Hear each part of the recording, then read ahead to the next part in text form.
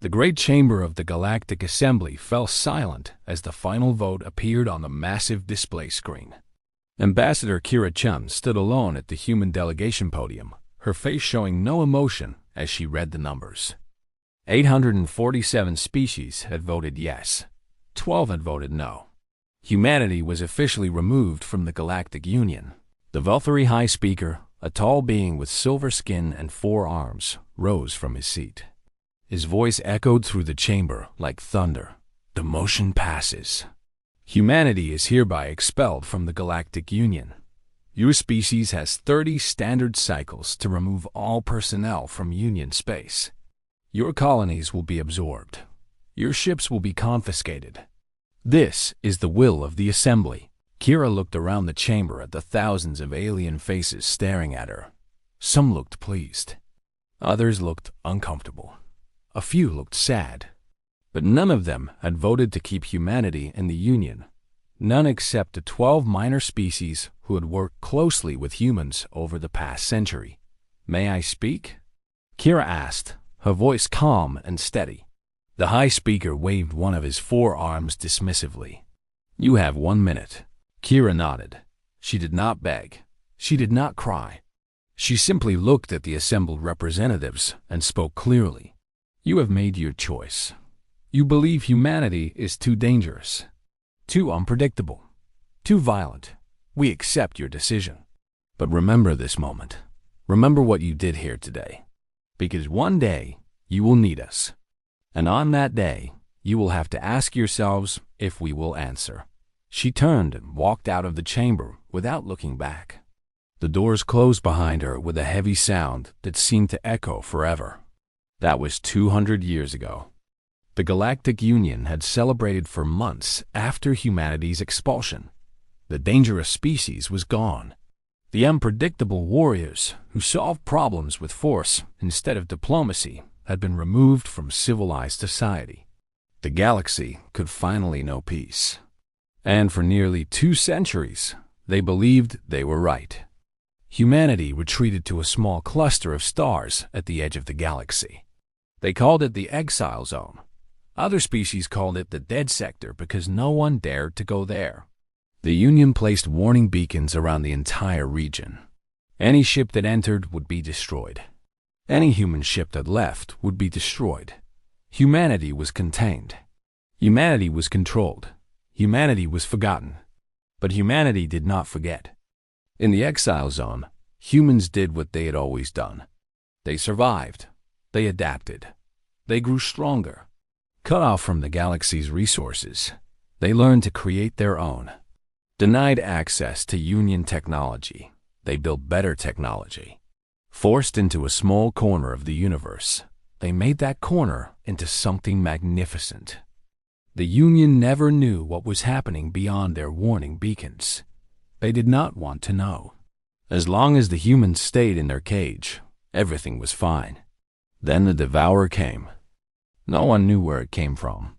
Some said it crawled out of a black hole. Others said it slipped through from another dimension. A few believed it had always existed, sleeping in the dark spaces between stars, waiting to wake up hungry. The Devourer was not a ship or a fleet. It was a swarm. Billions of creatures that moved through space like a living storm. They consumed everything in their path. Planets, moons, asteroids, ships. Nothing was too big or too small. They ate matter itself, breaking down atoms and converting them into more of themselves. The first world to fall was Veltharis Prime, home of the High Speaker species. The Velthari had the largest fleet in the Union. They had weapons that could crack planets in half. They had shields that could stop a supernova. The Devourer ate their fleet in 3 hours. It consumed their planet in 2 days. 4 billion Velthari died screaming as the swarm descended upon them like a wave of endless hunger. The Union responded with everything they had. They gathered the combined military forces of 800 species. Millions of ships, trillions of soldiers.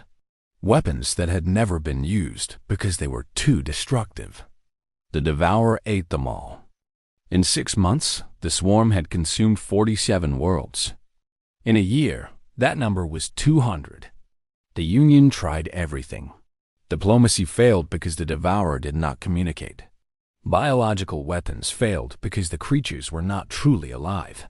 Nuclear weapons failed because the swarm was too vast. For every creature they killed, 1,000 more appeared. The assembly met in emergency session after emergency session. Species that had been enemies for millennia put aside their differences. But it did not matter. Nothing they did could stop the Devourer.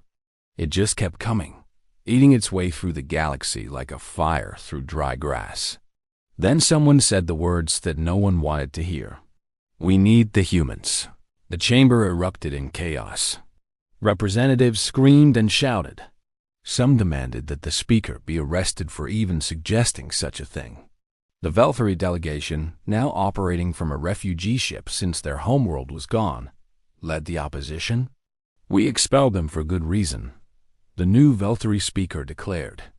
"They are monsters. They would destroy us just as surely as the Devourer."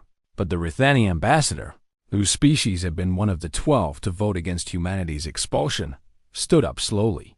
She was old now. Her green scales faded with age. "I remember what Ambassador Chun said 200 years ago. She said we would need them. She said we would have to ask ourselves if they would answer. I think it is time we find out." The vote was different this time. There was no pride left. There was no confidence. There was only fear. 847 species voted yes. None voted no.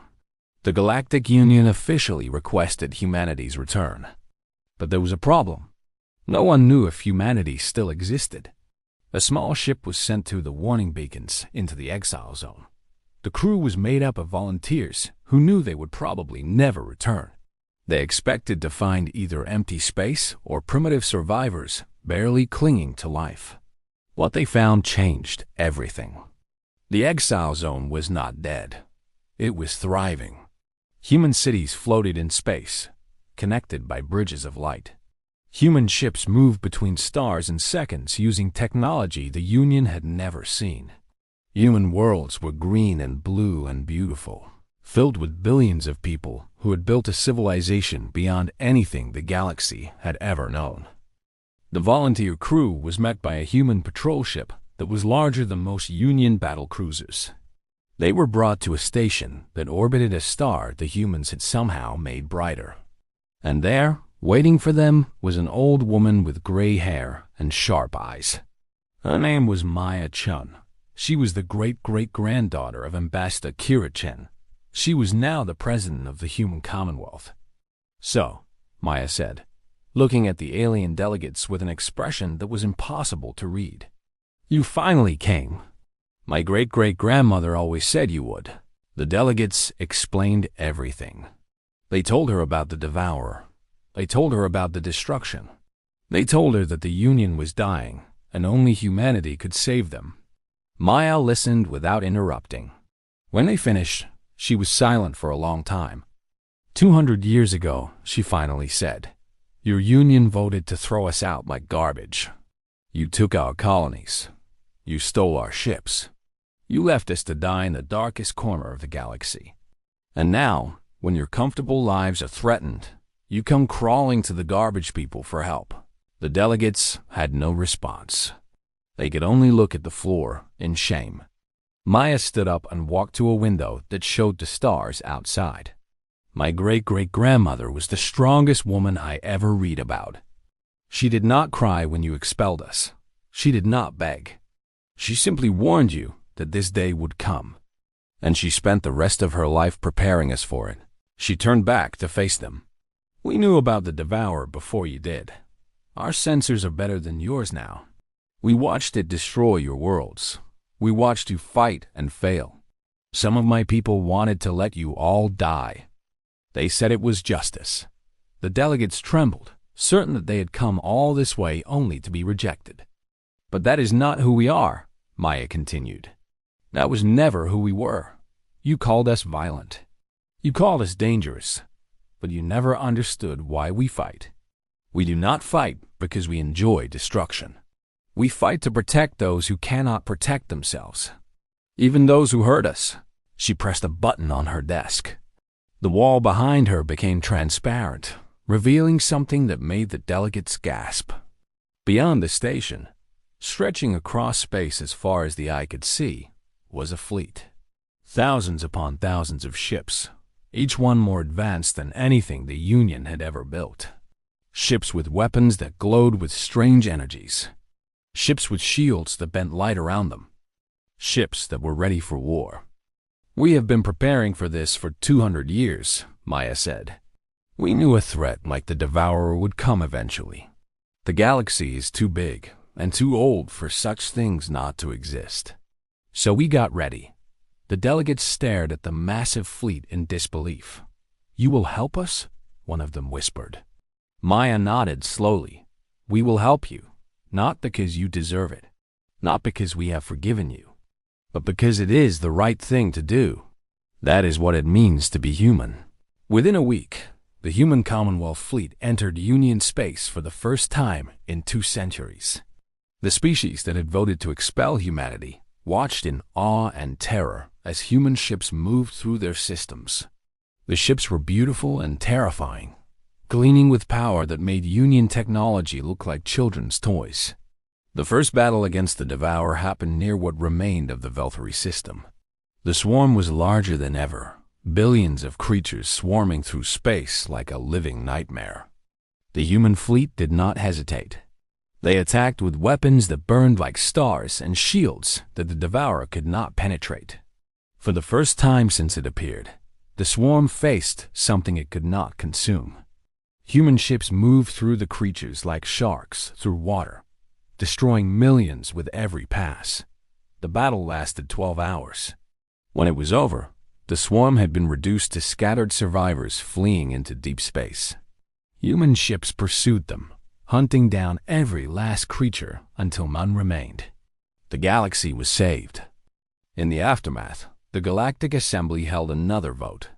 This time, they voted to invite humanity back into the Union. But Maya Chun stood before them with the same calm expression her great-great-grandmother had worn 200 years before. "Thank you for your offer," she said, "but we decline. We have built our own civilization now, our own union. And we have learned that we do not need your approval to be worthy. We will be your allies. We will protect you when threats arise. But we will never again ask permission to exist." She turned and walked out of the chamber, just as Kira Chen had done 2 centuries earlier. But this time, she was not walking away in defeat. She was walking away in triumph. The galaxy had voted to remove humanity. Then they voted to retrieve humanity. But in the end, humanity had become something that did not need anyone's vote. They had become something that voted for themselves. And the stars themselves seemed to shine brighter because of it.